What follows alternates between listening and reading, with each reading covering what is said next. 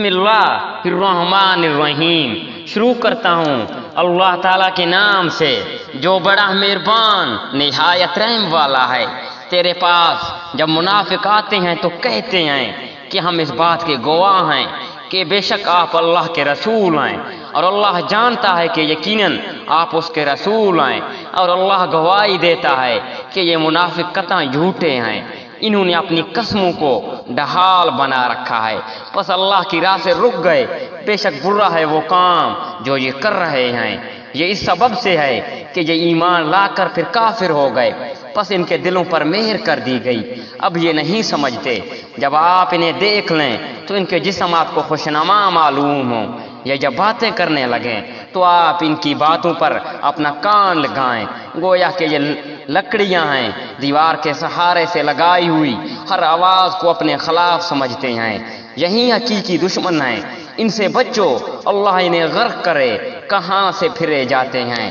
اور جب ان سے کہا جاتا ہے کہ آؤ تمہارے لیے اللہ کے رسول استغفار کریں تو اپنے سر مڈلاتے ہیں، اور آپ دیکھیں گے کہ وہ تکبر کرتے ہوئے رک جاتے ہیں۔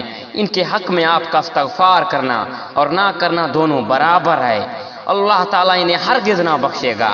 بے شک اللہ تعالیٰ نافرمان لوگوں کو ہدایت نہیں دیتا۔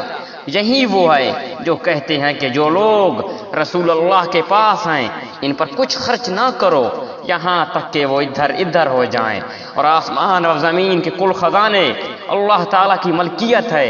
لیکن یہ منافق بے سمجھ ہیں، یہ کہتے ہیں کہ اگر ہم اب لوٹ کر مدینہ جائیں گے تو عزت والا وہاں سے ذلت والے کو نکال دے گا۔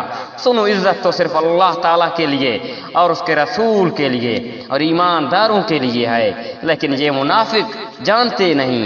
اے مسلمانوں، تمہارے مال اور تمہاری اولاد تمہیں اللہ کے ذکر سے غافل نہ کر دے، اور جو ایسا کرے وہ بڑے ہی ضیاءکار لوگ ہیں۔ اور جو کچھ ہم نے تمہیں دے رکھا ہے اس میں سے اس سے پہلے خرچ کرو کہ تم میں سے کسی کو موت آ جائے۔ تو کہنے لگے، اے میرے پروردگار، مجھے تو تھوڑی دیر کی مہلت کیوں نہیں دیتا کہ میں صدقہ کروں اور نیک لوگوں میں ہو جاؤں۔ اور جب کسی مقررہ وقت آ جاتا ہے پھر اللہ تعالیٰ اسے ہرگز مہلت نہیں دیتا، اور جو کچھ تم کرتے ہو اس سے اللہ تعالیٰ بخوبی باخبر ہے۔